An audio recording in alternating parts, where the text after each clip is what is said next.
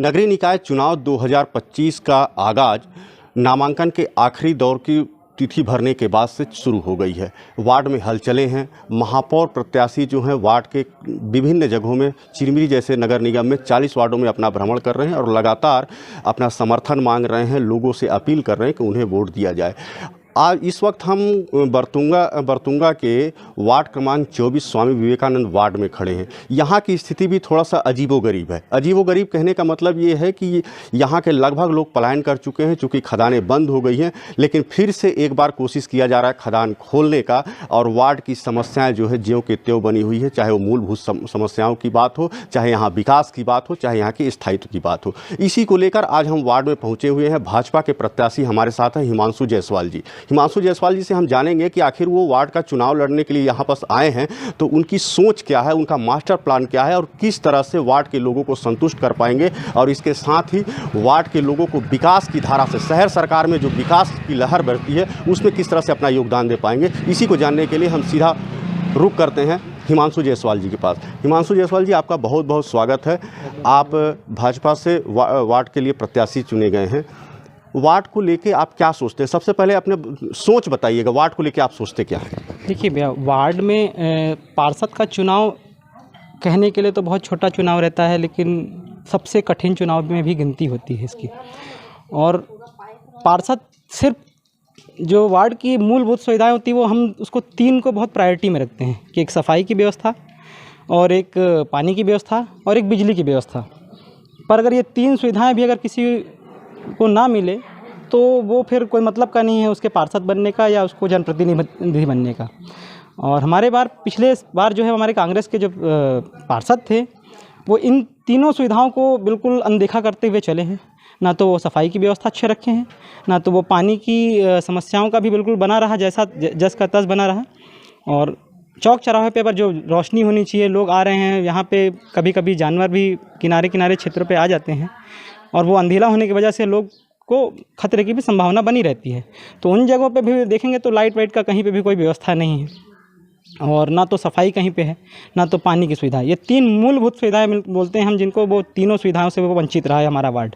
आप जैसे अभी आरोप लगा रहे हैं, चूँकि कांग्रेस के चलते चलते हम लोग बात करते हैं, चूँकि कांग्रेस के यहाँ पहले पार्षद रहे हैं और कांग्रेस के पार्षद के द्वारा यहाँ जो भी अपने तरीके से विकास किया गया है, आप उन पर आरोप लगा रहे हैं और आपका कहना है कि मूलभूत सुविधाएं जो रोड, नाली, सड़क, साफ सफाई, ये सब जो सुविधाएं होती है, बिजली की समस्या जो होती है, उसको पूरा नहीं किया गया। सवाल ये है कि आप इसको कैसे पूरा कर पाएंगे? क्या सिर्फ भाजपा की सरकार होने के कारण आप इसको कह रहे हैं कि पूरा हो जाएगा? क्योंकि भाजपा की सरकार यहाँ पूरा करने नहीं आएगी, करना है आपको पड़ेगा।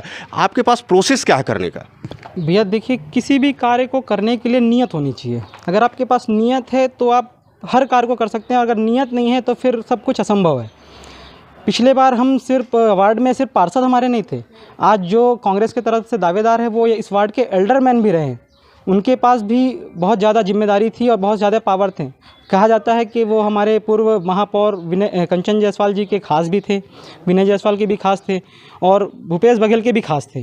मतलब नीचे से लेकर ऊपर तक कांग्रेस की सत्ता होने के बावजूद और वो उनके खास होने के बावजूद भी इस वार्ड को वो ध्यान नहीं दिया और आज कहते हैं कि हम इस वार्ड का विकास करेंगे।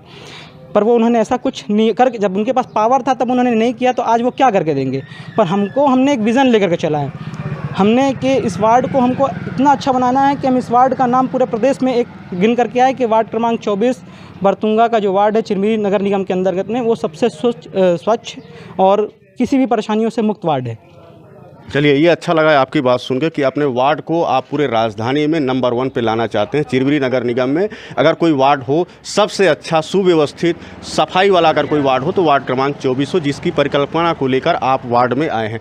सवाल ये उठता है कि इसके अलावा भी बहुत सारी आवश्यकताएं होती हैं वार्ड में, जिसको पूरा करना एक वार्ड पार्षद का जिम्मेदारी होती है। चूँकि शहर सरकार में वार्ड पार्षद की विशेष जवाबदारी होती है, विशेष भूमिका होती है। सवाल ये है, यहाँ जो पलायन जैसी स्थिति हो रही है, इसको लेके आप किस तरह से आवाज़ उठाएंगे? चूँकि आप कर कुछ नहीं सकते हैं, सिर्फ आप आवाज़ उठा सकते हैं। नगरीय विकास के जो सुविधाएं हैं वो आप मुहैया करा सकते हैं। चूँकि पलायन हो रहा है, पलायन को दूर करने के लिए आपके पास क्या हथियार है? आप किस तरह से आवाज़ उठाएंगे या अपने बड़े नेताओं को शहर सरकार में क्या करेंगे?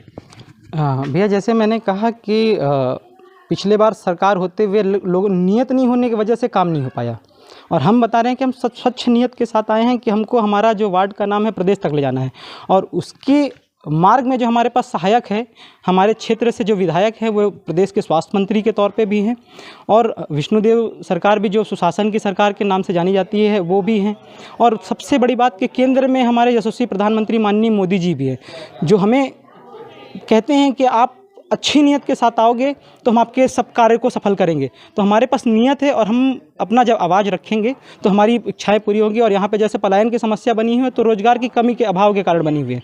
पिछली सरकार भ्रष्टाचार से युक्त सरकार थी, इसीलिए आज यहाँ पे कोई पलायन जैसी समस्या रुक नहीं पाई है। पर हमारी जो सरकार आई है, माननीय विष्णुदेव साय जी के नेतृत्व में जो सरकार चल रही है वो भ्रष्टाचार से मुक्त सरकार है। और वो उनका कहना है कि आप अच्छे ध्येय के साथ सिर्फ काम लाइए, हमको सिर्फ काम बताइए, हमारे पास बजट की कोई समस्या नहीं है।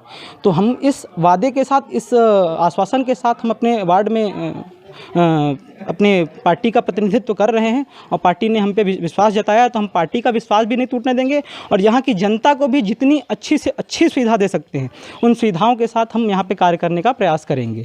हाँ, एक अच्छी बात आपकी लगी, लेकिन एक चीज़ मुझे ये बताइएगा, चूँकि आप युवा नेता हैं, राजनीतिक में शायद पहला पदार्पण होगा आप एक जनप्रतिनिधि के रूप में, जो लोगों को फेस करेंगे, लोगों से अपने लिए वोट की अपील करेंगे।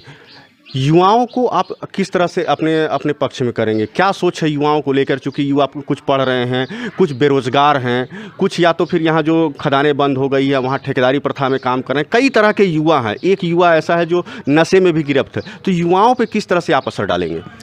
जैसा कहा भैया कि युवा जो होता है वो देश का भविष्य है, और आज वर्तमान स्थिति ऐसी हो गई है कि लोग चुनाव के टाइम पे उन्हीं युवाओं को सिर्फ नशे की लत दे करके अपनी ओर खींचे हुए हैं, पर उनके विकास के लिए नहीं सोच रहे हैं। बस वो सोच रहे हैं कि वो नशे के लत के साथ हमारे साथ उनको दिन में जो भी है मादक पदार्थों का सेवन करवा करके उनको साथ अपने साथ रखना। पर हम चाहते हैं कि ये हमारा जो क्षेत्र है, या हमारा वार्ड है, या हमारा शहर है, वो नशा मुक्त रहे। और रही बात रोजगार की, तो जब आदमी सोचने समझने की अच्छी शक्ति रहेगा, जब नशा मुक्तों से दूर रहेगा, व्यसनों से दूर रहेगा, तो अपने भविष्य को भी सोच सकेगा। और हमारे पास अभी बहुत अच्छा अवसर है कि हमारे बरतुंगा में ही एक TMC करके कंपनी आ रही है, जिसका कार्य अभी विगत आने वाले 2 महीनों में स्टार्ट हो जाएगा। तो हमारी प्रदेश में सरकार होते हुए हम अपने यहाँ के युवाओं को कम से कम उनकी योग्यता के अनुरूप कार्य दिलवाने का एक संकल्प ले सकते हैं, और अपनी इसी बात को ऊपर भी रख सकते हैं। और हमें पूरा भरोसा है हमारी सरकार पे, हमारे शीर्ष नेतृत्व पे, कि वो इस प्रस्ताव को हमारे स्वीकार करेंगे वो। चलिए, बहुत बहुत धन्यवाद DD समाचार से बात करने के लिए। ये थे युवा नेता हिमांशु जायसवाल, जो वार्ड क्रमांक 24 के भाजपा के प्रत्याशी हैं, और इन्होंने कहा कि जो मोदी की सरकार है, जो विष्णुदेव साय की सरकार है, जो स्वास्थ्य मंत्री हैं श्याम बिहारी जायसवाल, उनके नेतृत्व में चुनाव लड़ रहे हैं, और विकास की जो बयार है वो यहाँ भी दिखाई देगी। और उसी की परिकल्पना को लेकर ये शहर में 24 नंबर वार्ड को सबसे स्वच्छ प्रदेश में उसका नाम रोशन करना चाहते हैं। और रोजगार हो, चाहे शिक्षा हो, चाहे साफ सफाई हो, या मूलभूत सुविधाएं हो, चाहे लाइट हो, बिजली हो, पानी हो, सभी विषयों पर लेकर ये अपनी एक मास्टर प्लानिंग के साथ काम करना चाहते हैं। और उसी के तहत वो जनता के सामने आज जाने के लिए तैयार हैं, और वो जनता से अपील करते हैं कि उन्हें वोट दे और भाजपा उन्हें जीत दिलाए। द्रोणाचार्य दुबे, DD समाचार।